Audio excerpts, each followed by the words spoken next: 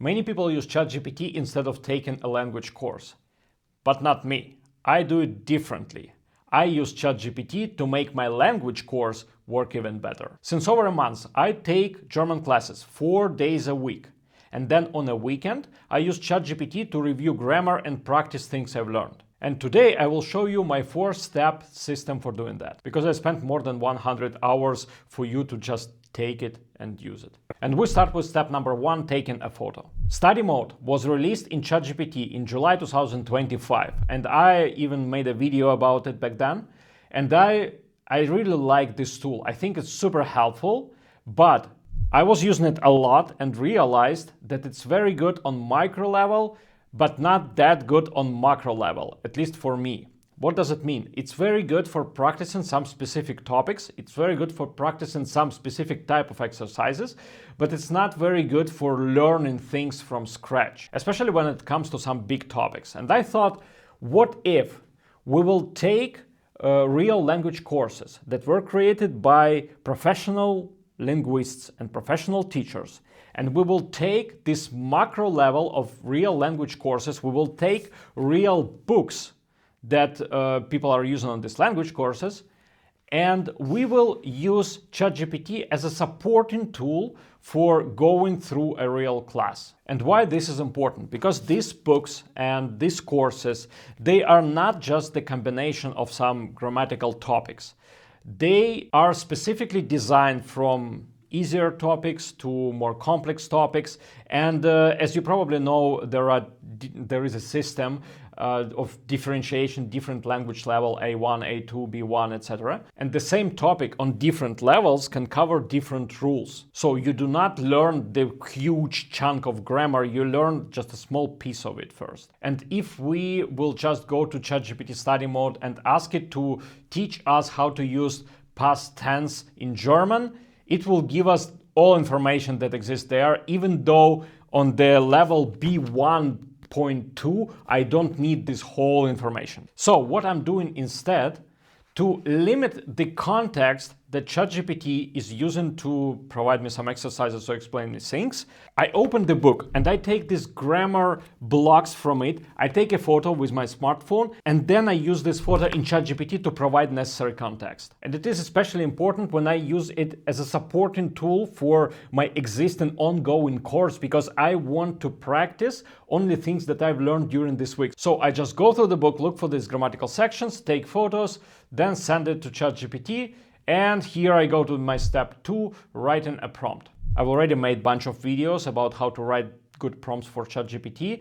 And as I said before, right now models on the level where you don't need to provide them the set of instructions or anything like that. Explain them in pure language, not even necessary English language, what you want to have in the end. So I uploaded my photos here. Then don't forget to choose study and learn. It will enable study mode. So I just write, here are photos from my textbook with grammar topics I learned this week. I want you to make short review session with me, go through topics one by one in any order, give me some exercises and quizzes. Because ChatGPT is in study mode right now, it knows that it should me ask one question after another, wait until I answer, check everything I answered and give me feedback. So everything is already pre-designed in this study mode. And after the prompt is there, we go to the step 3, which is going through this session itself. So I can just send this prompt. It usually takes around a minute because it needs to analyze images and then come up with a plan. But once it's done, it tells me what topics I have on these images. And then we start with topic 1. It gives me a quick reminder with some basic rules. And now it asks me one question and wait for my answer. Mia. Yes, it was correct. Now the next one. Then over time, it can also change the format of exercises. For example, here now it is a test. Let's try A. And then it automatically switches to the second topic. And don't forget that you are in charge here. So if you want to practice more, you can ask for more exercises. If you still feel not confident enough with some topic, you can ask for different type of exercises. You can ask it to give you a text to write or the whole sentence to write. So do not blindly follow ChatGPT's plan. You probably have the better one. And don't forget that this is just technical tool, and sometimes it makes very weird moves. So for example, it sends me that my answer is incorrect, and then it sends this green check mark. So for the first time when I just looked at it, I thought, okay, I'm right, but actually not. So always read what it sends you back. And of course, sometimes it makes mistakes. And what's even worse, it always tries to please you so you wouldn't feel uncomfortable or whatnot. So please let this tool support you, but not define how you learn the language. Usually after you go through all topics, it gives you this mixed quiz with questions from different topics. And with these quizzes, the biggest problem that sometimes it creates a quiz where all answers are the same. So for example, for this one, answer is B, B, B, B, which is still okay, but you can sense that there was not much brain and love used to create this quiz. And what you need to keep in mind that it will try to engage you more and more and more and more. So there will never be the case when ChatGPT tells you, okay, we're done, you're great, go home, have a drink. No, it will constantly keep asking questions. So when you feel confident enough, you can just ask it to end the session. And here comes step 4, summary. So after the session, I ask it to give me the short summary of things we've learned during the session,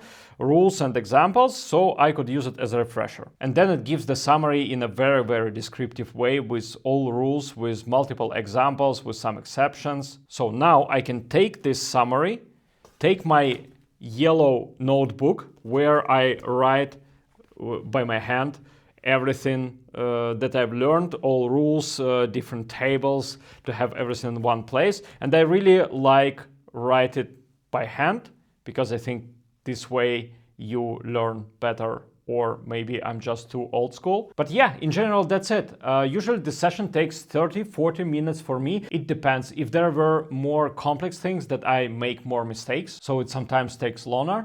But what I really like with this ChatGPT method attached to real language course, during the week, we learn on the course the same or similar amount of grammar, the similar amount of rules. So week to week, it's more or less the same duration of this recap session. And if you just start learning a new language, then check my video about what you need to do on the first day. Thank you very much and see you later.